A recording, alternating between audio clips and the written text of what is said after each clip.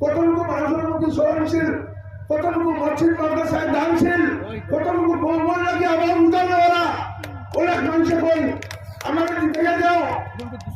আমাদের দিকে যাও, পার্লামেন্টের সদস্য বানাই দাও, পার্লামেন্ট ফাটাই দেব। কিন্তু তোমার কনস্টিটুয়েন্সি যখন ডেলিমিটেশন হয় তখন তুমি একটা অবরোধ করিয়া ফাটাইতে দেখিলা। তোমার কনস্টিটুয়েন্সি যখন মত মিছিল করে হত্যা করা হয় তখন তুমি বুক আঁকড়ে দিয়ে সামনে দিকে করলে কেনা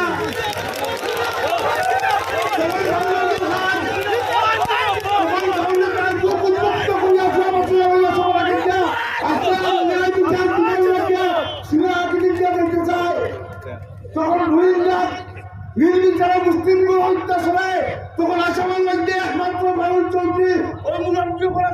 পিছনে 10,000 মানুষ লইয়া সারা করিগঞ্জ শহর পরিক্রমা করিয়া ইজার প্রতিবাদ